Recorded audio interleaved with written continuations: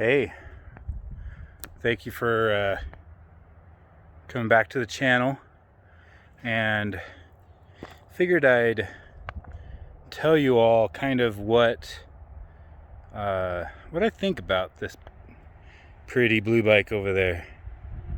See if it'll focus. YZ250FX 2021.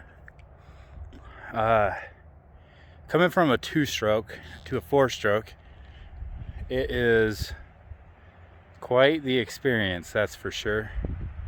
If you can see, we're at the K here in Kellogg, and there's Kellogg right there. See if I can get it in the shot. There you go. Anyways, going to a 4-stroke, I would say that it really isn't that bad. I really enjoy this bike. It doesn't replace the 2-stroke. It does stall quite a bit because it's a 4-stroke. I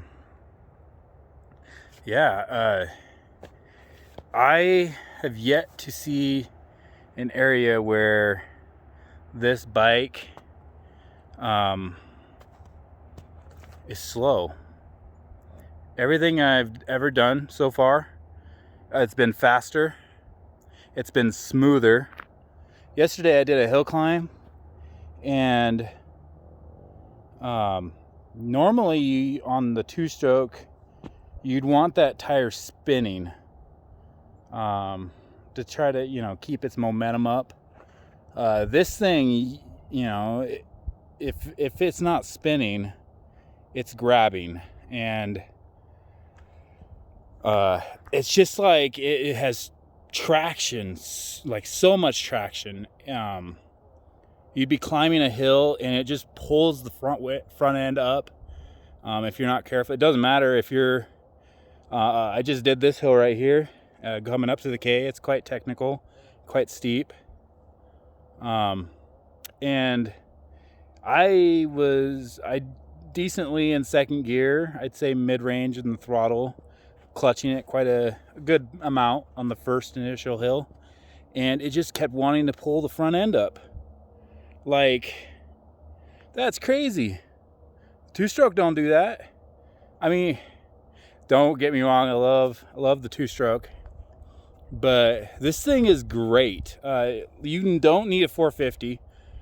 This thing does it all. The only time I guess a 450 would work is if you're like out in the desert.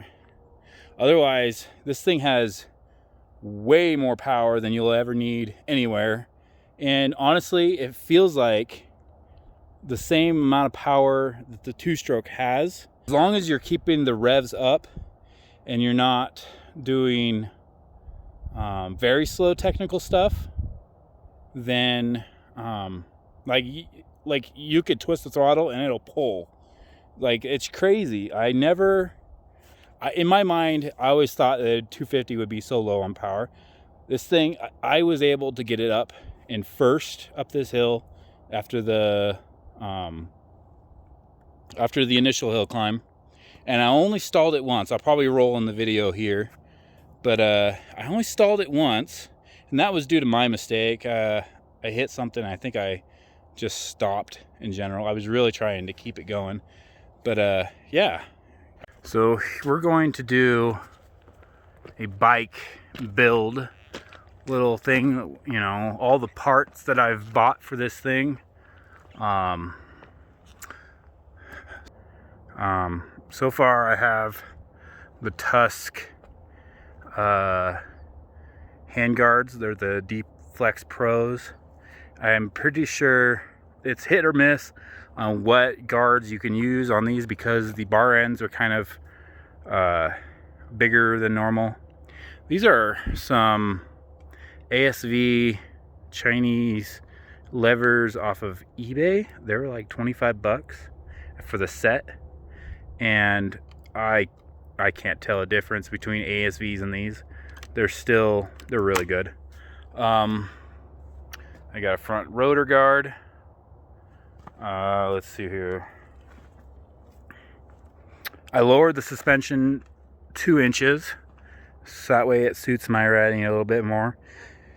These bikes you have to revalve unless you're in like the desert or something.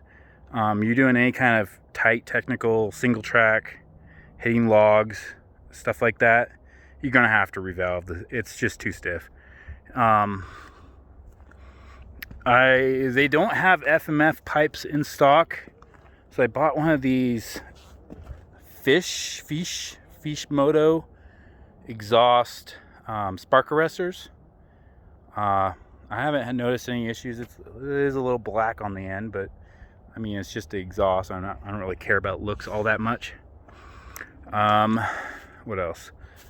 These, what do you call them?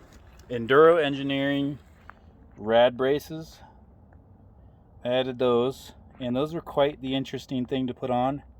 The directions were kind of weird, but I think they look really good and solid.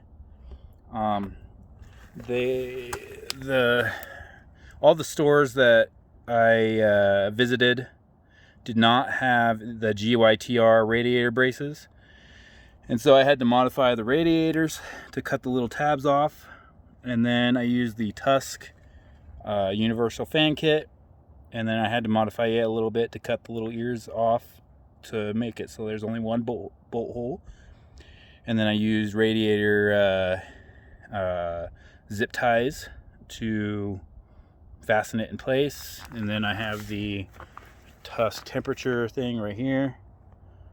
Had Evo do my suspension. I'm 230 pounds. Had it set up for a 200-pound rider because I go through phases where I lose and gain weight all the time.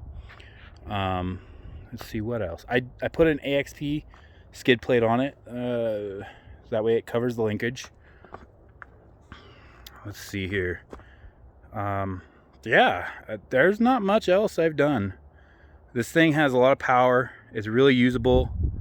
It does everything you ever want it to do. And it's overall a great bike. Thanks for watching.